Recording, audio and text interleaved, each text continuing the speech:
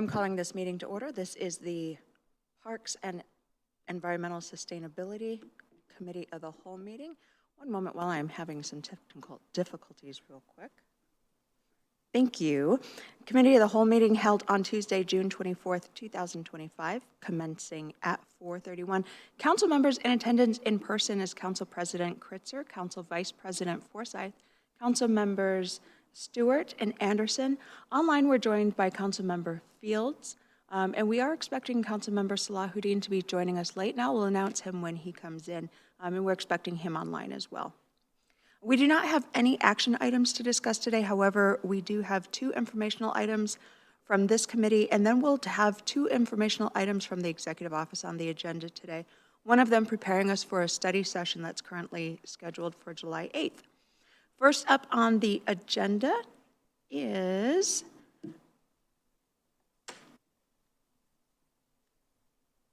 the Capital Facilities Strategic Plan, and joining us is Director Hamilton. Director, welcome. Good afternoon, Council. Today we are bringing an update about the Capital Facilities Plan process, and joining me today is Cameron Zapata, our Senior Parks Planner, to share with you an update. Good afternoon. I'm here today to provide City Council with an update on the timeline of the Capital Facilities Plan. And as a quick reminder, the contract amendment with our consultant makers was approved by City Council in April of this year. And the project is now at its midway point. And at this stage, staff interviews, site tours, and staff workshop have been completed. Makers is currently in their analysis phase and is preparing materials for staff to review. Looking ahead, we anticipate bringing the draft plan to City Council during the study sessions in fall. And so our goal is to bring the plan forward for City Council approval before the end of this year. And I'm happy to take any questions. Council, any questions for Ms. Zapata today? Well, that was easy, breezy, lemon squeezy. Easy button, exactly. Ms. Zapata, thank you very much for giving us the update on that. And we will see you next time. Sticking around for our next item on the agenda is Director Hamilton, and to discuss the Events Innovation Fund overview. Good afternoon again. This item, the Events Innovation Fund, is an update for City Council on the one-time funding that was put into the budget from City Council at City Council's request for events funding for organizations and groups who are wanting to either bring new events into Redmond or participate in our signature events.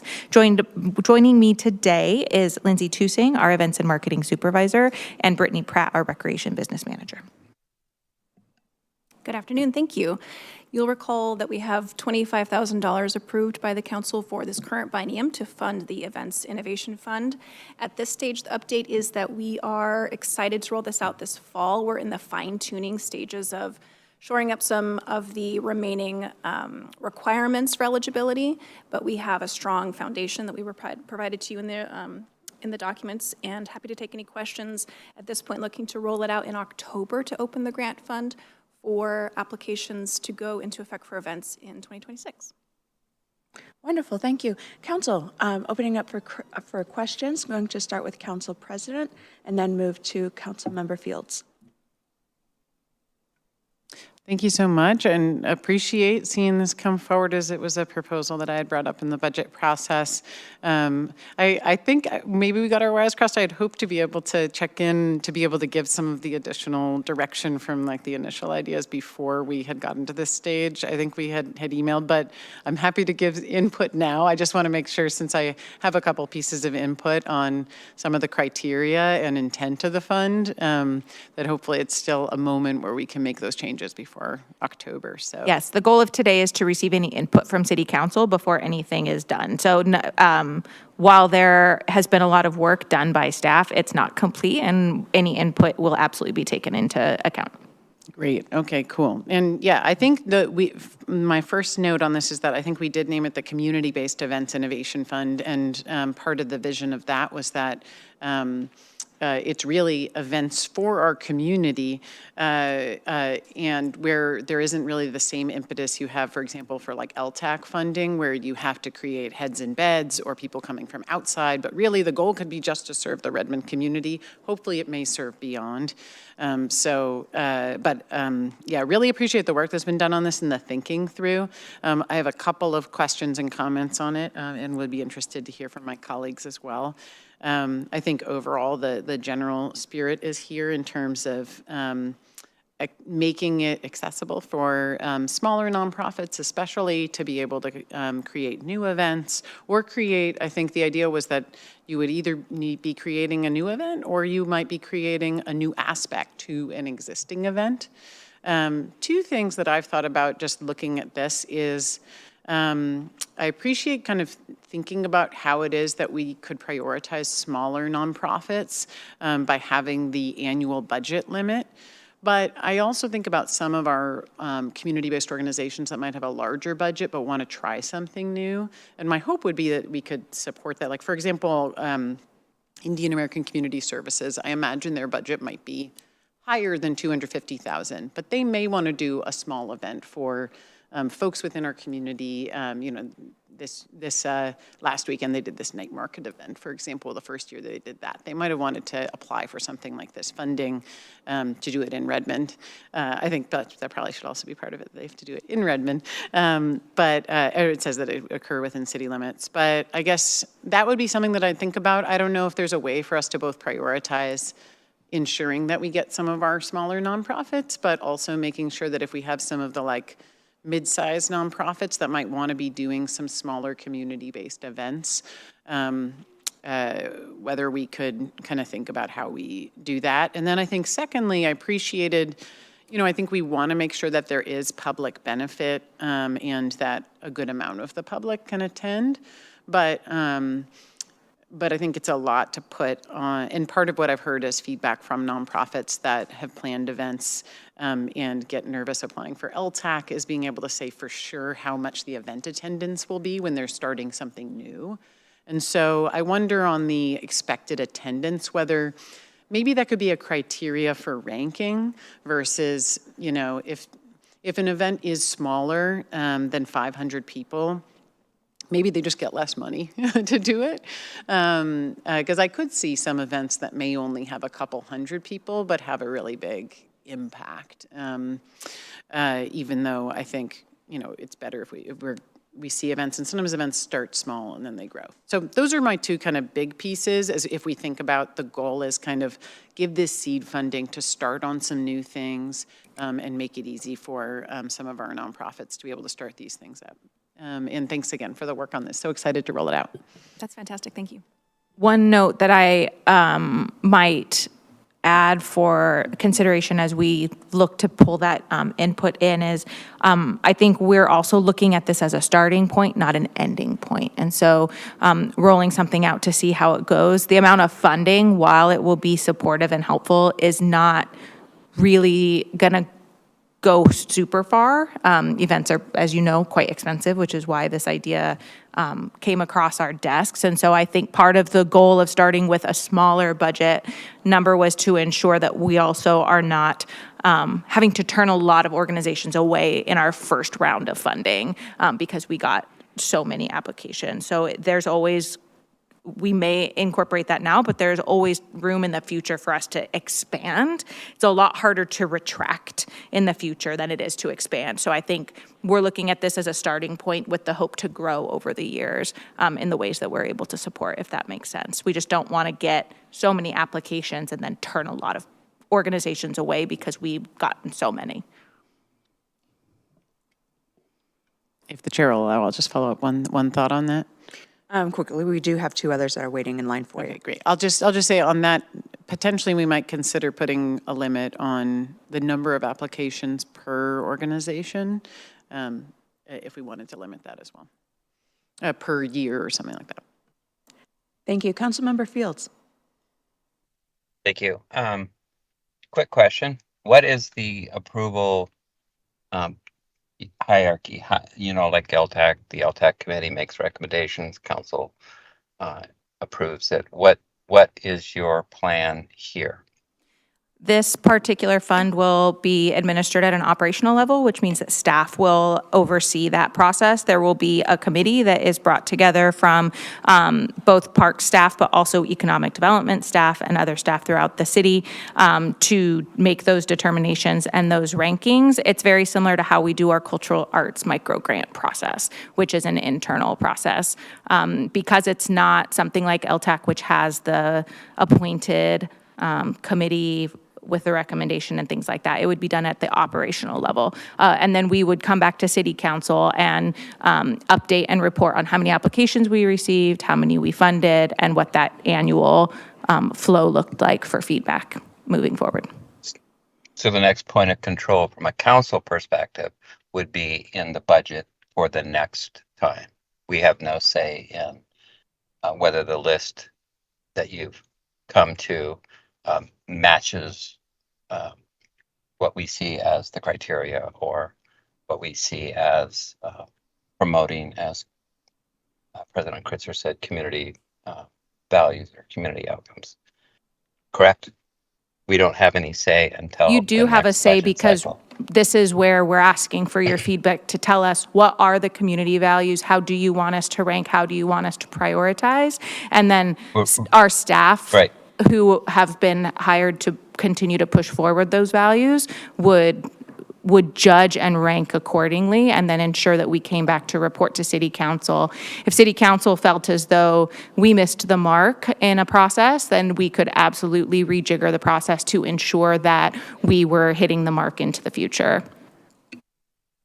I think you may have just said what I said. If we, the council, determines that this is not working in the way that we expected or anticipated, then our next point of responsibility or authority would be in updating this program in the next budget cycle. I think we both just said the same thing, and I just want to be clear. I'm fine with that. I just want to be clear.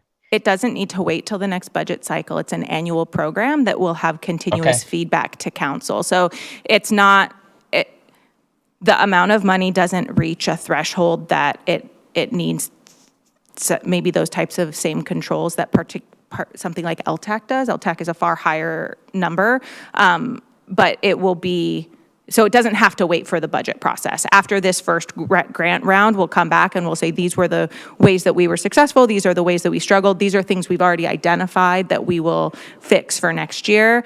What are your thoughts? And we'll take those to incorporate into the future. Okay. And yes, you're right. It doesn't meet that threshold yet, but I think we all are expecting it to grow, even as you described. So thank you.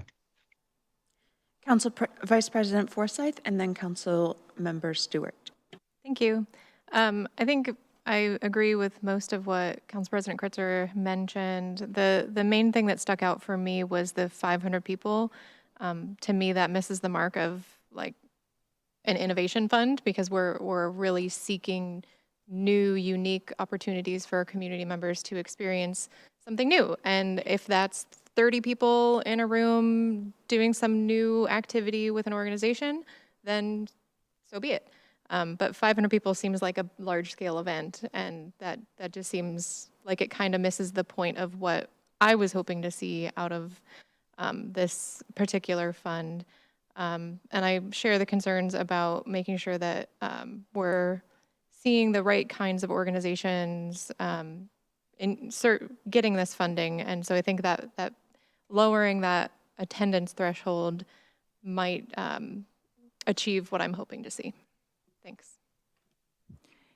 If I also might remind council for something like what you're talking about as well, we do also have the community-based contractor process that allows them to utilize our spaces for free. And so there are all other ways that we are working with those smaller organizations to ensure that they can get looped in, even if it's for only 30 people, because we do have spaces that, you know, we've been approached by Pride Across the Bridge, Indian Services, like all of the various organizations throughout the community, and we're able to bring them in through that process and allow them to use our space for their smaller events free of charge as well. So we do also have that as a supporting way. point well received. We can absolutely look at that. I do just want to make that point of clarification that we do have that process as well. Thank you. And I let the record show that Councilmember Salahuddin has joined us online. And Councilmember Stewart. Thank you so much. Really appreciate the conversation. And Director Hamilton, I would actually love to see a little bit of information about that community contractor process, if you wouldn't mind sending that to the council. Perfect. Thank you so much. Since we had this in our council packet, I was able to send it out to several folks who are in organizations that I would expect would A, want to know that the council put these dollars aside, and B, may be interested in applying in order to get their feedback on these draft criteria. I got about 10 responses, and the main responses fall into about 6 buckets. Some of them the council has already described a little bit today. I'll go ahead and collate those and share them back with the staff. The first bucket, of course, is event size. I think that's been mentioned. I did have a community member say, what if my event is actually like a film festival over the course of 3 Thursday nights? That still wouldn't get to 500. Would I be eligible? That was like an example of some of the innovative thinking going on from one of our cultural event provider or cultural organizations here in town. I got several questions about the need to restrict it just to nonprofit or to C3s, C3 being a barrier in and of itself. I also received a little bit of feedback from a local business who would be interested in partnering with the city on an innovative event designed for the local community. I got lots of feedback on the need to describe the equity lens that is being used in the application criteria. I imagine that we're using that internally to evaluate these applications, but if we could be crystal clear about what it is to make sure folks are using their time wisely and not applying for something that they, in the end, won't be very competitive for. Folks also asked us, if possible, to keep the application really, really simple and use direct pay rather than reimbursement. That's especially in response to the size of organization of less than $250,000. These aren't the organizations with lots of cash in the bank. So if we're able to pay out ahead of time and rather than requesting reimbursement, that could be hugely helpful. And lots of feedback, of course, that, and I do hear what you're saying, Director Hamilton, but lots of feedback that for those really small organizations of less than 250,000, having the time and space to even think about applying for this grant to put on an event, we just may be like over restricting ourselves was kind of the feedback with that threshold of budget size.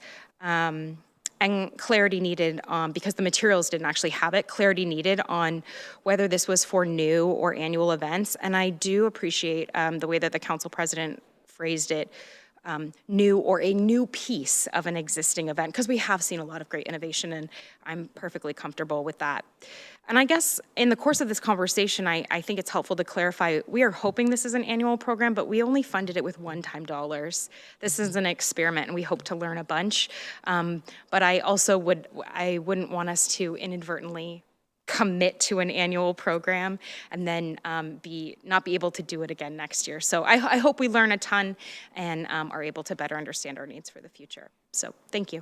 Absolutely. Couple things. One, when we send out these types of applications, we also provide the scoring information. So a lot of those clarifying pieces will come. The other piece is it will not be a reimbursable grant. It will be a payout, which is how we run our cultural arts grants as well. We don't do it as reimbursements. We do it as micro grants, which allows them to use it for the pieces that they need it, and it saves us some administrative time as well. So just for your information on those two pieces. I hope that's helpful. Any further questions? Council President Kritzer? Just 2 comments on the follow-up. It would be great before this is rolled out to see this back at council with the revised information about it. And also to the community-based contractor, what's the name of that program, Director Hamilton, that you mentioned? Is that what it's called, the community-based contractors? It's potentially if we see that there would be a nexus between those who might apply for this and then to say, like maybe in the FAQs, are you looking for this to pay to be at city space? And are you in this category? You can actually go through this process to get funding a different way. I think that could be really helpful. And we have gotten a couple questions about that that particular opportunity. So if the council could just get a link we can share out about that program, that would be great. And then also just wanted to note, I think, to the point about this being a one-time, this is a pilot, right? So we're going to see how it goes. But hopefully we get the information as we put out the call. We get a lot of applications, even though we don't want to have to turn too many away. But it will show us if we need to scale this program up. If there's a lot of demand, it'll give us a sense of that, and we can look at that for future budgeting.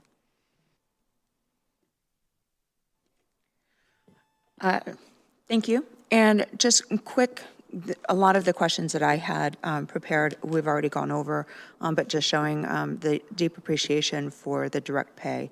That was one of the questions, concerns that I had around that, understanding cash flow issues that smaller organizations have. So deep appreciation that we're already doing that, and that's already baked into this particular initiative. I know that earlier last month, or months leading up to this, we had a community organization that needed funding. It was considered, the idea was considered about having, would that event qualify for this? And it doesn't sound like it would unless there was a new aspect to it. However, in understanding that it's going to be based on innovation, new aspects to the event, what do we have in place that could help, besides discretionary dollars, which was what we used, that could help for an existing event that is seeing a decrease in funding because of current corporate or other sponsorship retreating that we're seeing right now in real time? So what I would say is LTAC is probably the biggest source of funding that the city has for events, but we don't have discretionary funding we are able to use for events. And we get a lot of requests for waiving fees, for waiving staffing costs, and we're unable to do that because it is a gifting of public funds, and it does not help us meet the cost recovery goals that are required for the various departments to cover their own costs. And so it's a really tricky balance. And I would say the other thing when it comes to events that we talk a lot about internally is events are hard to put on because they are inherently risky. They are an inherently risky event. And so we also have to make sure that every organization, every individual that is coming into our spaces and inviting large groups or small groups of people together understand that risk and have done their due diligence to ensure that safety for our community. And so it's a really hard balance of not making something overly cumbersome, but also not making it so accessible that people aren't doing their due diligence to ensure the safety of our community. And so it is a really hard balance because we get a lot of those requests to either use city resources, gift staff time, or waive fees. And it's just something that we come back to time and again that is not feasible for us to be able to support organizations in that way.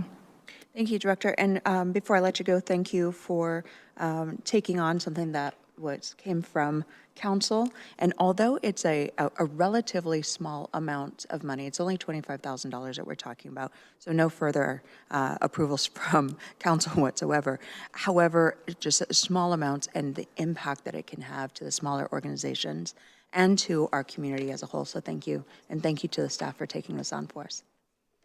Next on our agenda today is the council communications update. And while we are swapping out, we're going to be welcoming Lisa Mayer to walk us through our council communications update. Welcome, Lisa. Good afternoon, Council. Deputy Director Lisa Maher from the Executive Department. This afternoon I have two memos, two items that I'd like to share with you. But first, I wanted to take this minute real quick to introduce our new Communications and Marketing Manager. This is Kelly Schutz. She has been with us since May 6th and has completed the bulk of her onboarding and is now thankfully taking on the whole job as it is, and has already really dug into all the different programs that we're working on. So I wanted to just give her a few minutes to share a little bit about herself with you, and she'll be taking the place on these type of things that I'm going to cover tonight in the future with you. Made sure I pressed that button the right way. Thank you. Good afternoon. It's great to meet all of you, and I'm looking forward to working together going forward. I am joining the city of Redmond. I have 15 years of communications and media relations experience, most recently having spent 9 years with Seattle Sounders FC. So coming from a bit of a different world, now stepping into municipal government. But I'm thrilled to be here joining a strong communications staff and looking forward to using my skills and talents to, continue doing great work for our community members here in Redmond. Wonderful, welcome. So the first item tonight is I wanted to touch base on council communications and ask for your feedback on what we're currently producing for council and any other needs you might have. If you remember, you gave us extra funding to take on some extra pieces of communication this year. So I'll just give you a quick overview of what we are currently doing. And we are also happy to bring back recommendations to you if that's what you would like once we go through your feedback. So currently, we're doing 3 council conversation events, so all logistics, communications, and marketing in partnership with Deidre, your council liaison as well, and then 1 town hall event. Those events receive more than 3 weeks of promotion and advertising each that include signage, posters, digital media, social media, are included in multiple 3 weeks worth of e-newsletters to the community and also to the Parks and Recreation database as well, and inclusion in the weekly email to our staff, which you all also receive, titled Our Stories, and then also post-event coverage to the community for those events. There's also event logistics and messaging, similar for Derby Days for the council presence and the draw event this year that you'll be participating in.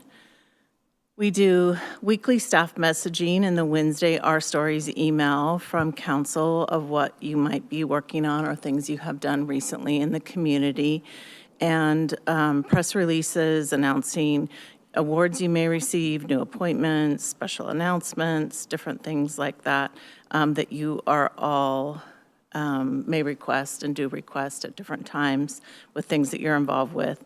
And then we also have the letter from council space in what is now our 4 focus newsletters that go out to the community, so 4 times a year. And also making a concerted effort to with Deidre and council leadership to include pictures of everything that you guys are doing, so allocating extra space where we can. So that's currently what we're doing, looking for any feedback that you have on existing things or things you would like to see for us to go back and work on, see what capacity we have and capabilities we have for what you might be looking for. Thank you. Council, any questions or comments, feedback for council communications? Council President Kritzer. Well, welcome. So excited to have you here and looking forward to working more together. I think we have been building out a lot of our communications, and it's been great to be able to connect more with the community, and especially I think council conversations has really struck a good chord. We've, as council, been really happy with how that's been going so far, so making that a quarterly thing has just been really great, and appreciate the staff's work on that. Also appreciate having the inclusion in the Focus newsletter. One thing that we discussed at our council retreat this last year, or during in February, was that we would love to see, in addition to having the internal staff newsletter, that we could have like a council section in the city newsletter. to be able to give some updates, and we haven't really gotten to discuss that much, kind of waiting on getting our new communications person in place, but I think, especially because Council Vice President Forsyth and I actually work with Deidre every week to review what's going to go in the connection, or our stories newsletter.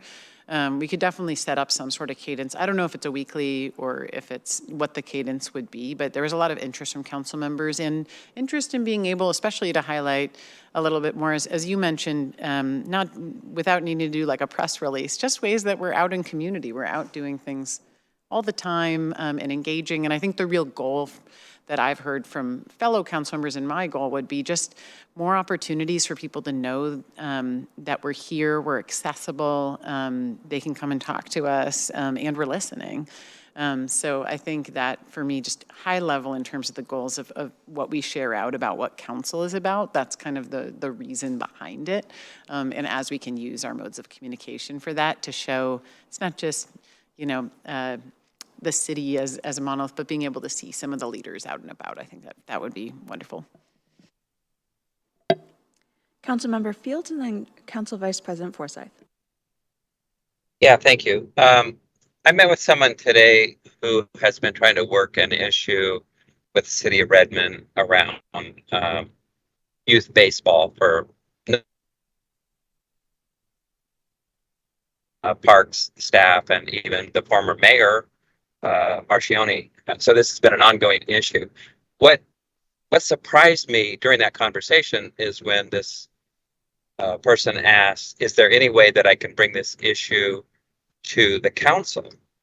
And after all these years, I was a bit caught off guard that he wouldn't know that there was business meetings with public testimony opportunities or council email.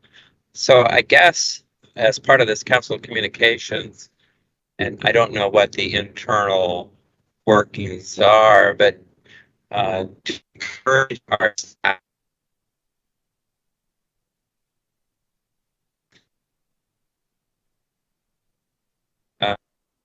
Councilmember Fields, we seem to be having we're having a connectivity issue with your audio.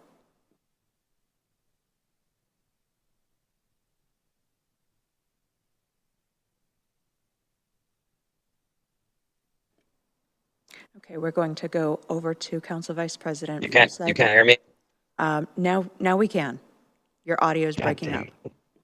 Oh, you can hear me?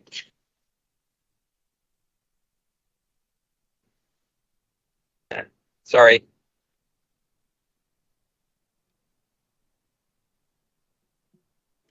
Okay, so we're going to move on to Council Vice President Forsyth. I will jump in. Yes, thank you. Welcome. Different pace than the Sounders world, but happy to have you here and happy to have your expertise. Much needed, so we appreciate you being here. I will plus one to everything that Council President Kritzer mentioned and add that I would love to see our section in the focus be a bit more robust. It's between 50 and 100 words if we have a picture and only 150 words if we don't have a picture. It feels a bit like we get shoved into the council corner, as it were. So I'd just love to see a little bit more presence there. If that's something that we can work on together, I would be happy to do that together. And then the other thing that I was just musing as we were sitting here talking was, and I think it kind of might go to Councilmember Fields' point, maybe a bit more social media presence for council. We don't have really a unified council presence on social media, but maybe it's just using the city's social media to highlight some of the things we're doing, potentially down the road if we all want to have our own accounts that you are connected with and help with. There's just lots of opportunity, and we're all going to be very excited to be meeting with you and talking with you about what those opportunities could be. Thank you. Do we have any other questions? Councilmember Stewart.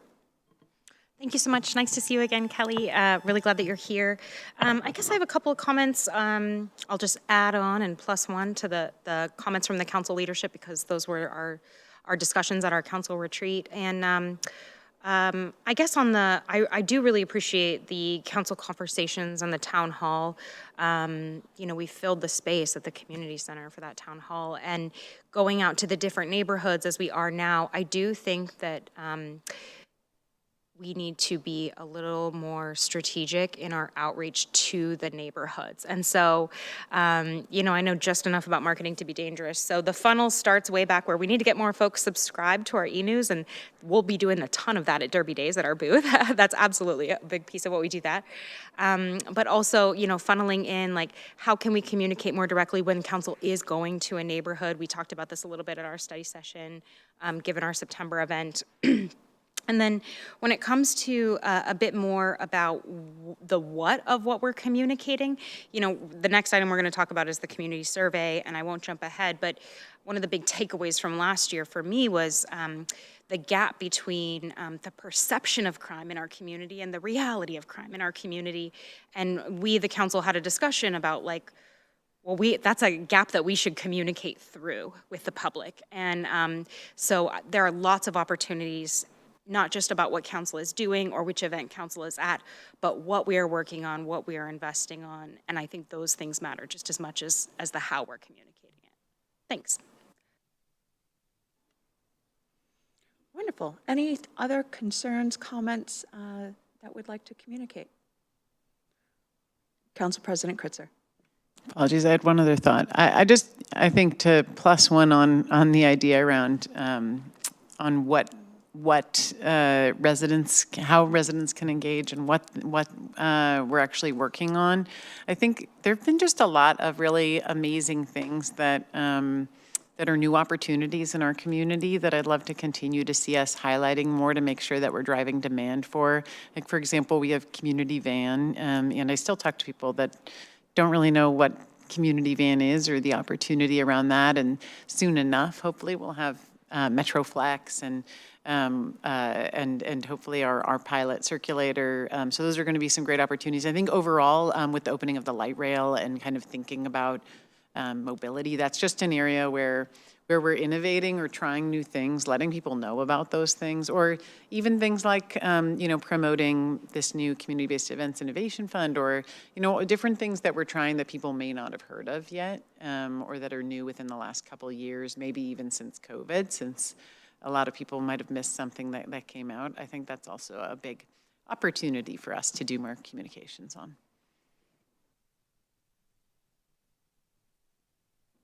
Thank you.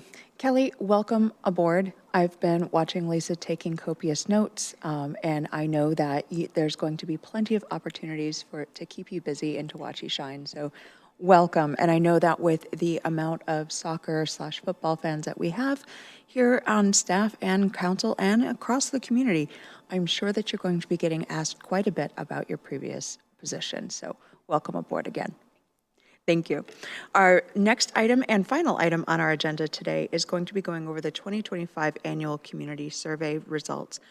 This is going to be preparing us for a study session that is currently scheduled for July 8th. Lisa's going to continue on with us. And Lisa, are we going to be having anybody join you? Today. Mm-hmm. No. Or is it just you today? Just me. Wonderful. Just me. On July 8th, Ian Stewart with EMC Research will present at the study session the results from this year's survey. Same gentleman and company that we used last year as well and have for several years. The survey was conducted March 27th through April 28th, and then the online version where we open it up to everyone. The first version is statistically accurate. The second version we use just for a gauge to get the response from the whole community, and you do it online. Closed earlier this month. So you will hear from him presentation on the results this year. There are several things that I think you will enjoy seeing the positive changes in some things that we had down numbers last year, one being communications. So there'll be some great information, I think, that backs up some of the things that we just talked about here today, as well as seeing kind of a shift in concerns from the community on crime numbers going down a little bit, and also the concerns around affordable housing. So I think he'll have some great input for you. You'll see the presentation, of course, in your packet. If there are questions that you want to get to him before, just pass them on to me. I'm happy to share with him. And otherwise, if you don't have any other questions, we will see you for that on July 8th. Council, are there any questions that you have? Councilmember Anderson. Thank you. I may have misheard this. You said the crime numbers are going down a little bit and also concerns around affordable housing. Does that mean that concerns around affordable housing are also going down? Sorry, I should have been more clear. Okay. The concern for affordable housing has risen. Thank you. On the list of things that people are interested and concerned about. The numbers for crime, the specific questions that we answer about people feeling safe in their own neighborhoods, their feelings about the fire services and police services, those saw a small adjustment up. Thank you for the clarification. Do we have any other questions from Council? Council Vice President Forsyth? Thanks. I don't know if I just missed it, but I didn't see the actual results in the information. Is that something we're going to see before the study session? Is that what you were inferring? Okay. Yes, the results in his presentation, the full line results will come in the packet prior to. So if you see that and have any questions or you think of anything now that you want to make sure we cover, just let me know. Got it. Thank you. Any other questions from Council? Well, seeing none, thank you both again for being here, and we'll be looking forward to seeing that packet so that we can get our questions ready for the 8th. Now, we have reached the end of today's agenda, and is there anything else for the good of the order? Seeing none, we are adjourned.